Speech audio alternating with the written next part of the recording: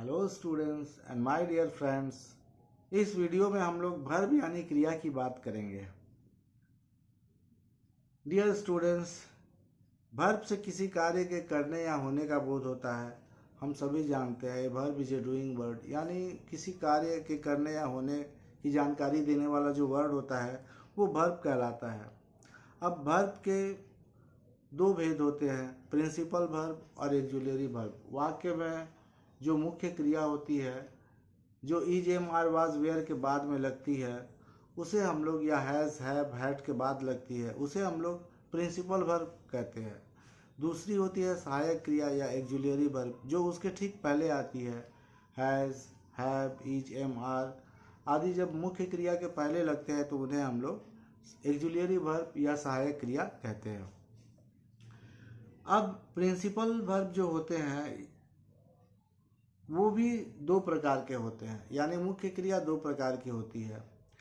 पहली होती है ट्रांजिटिव वर्ब और दूसरी होती है इंट्रांजिटिव वर्ब। जब किसी वाक्य में केवल एक ही वर्ब होता है तो उसे हम लोग प्रिंसिपल वर्ब कहते हैं। पहले हम लोग प्रिंसिपल वर्ब को जान लें कि जब किसी वाक्य में एक ही मुख्य क्रिया होती है, तो जैसे ही plays, you run, they walk, I go, तो इन वाक्यों में एक ही मुख्य क्रिया है, एक ही स्ट्रॉन्ग वर्ब है। इसको हम लोग जो है प्रिंसिपल वर्ब कहते हैं। इसके दो प्रकार होते हैं, ट्रांजिटिव वर्ब यानी सकर्मक क्रिया और दूसरा इंट्रांजिटिव वर्ब यानी अकर्मक क्रिया।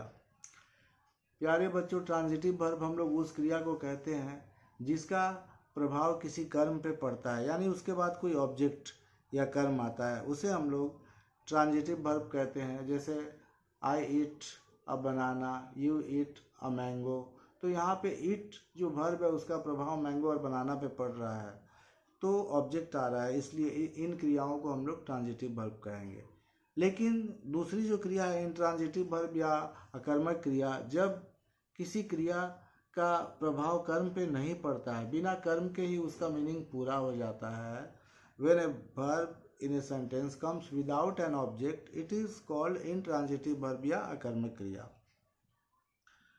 और पहले वाले के बारे में हम लोग बोल सकते हैं कि when a verb takes an object to complete its meaning, it is transitive verb। और दूसरे वाला जो है वो when a verb comes without an object, it is called intransitive verb। तो intransitive verb का एग्जाम्पल जैसे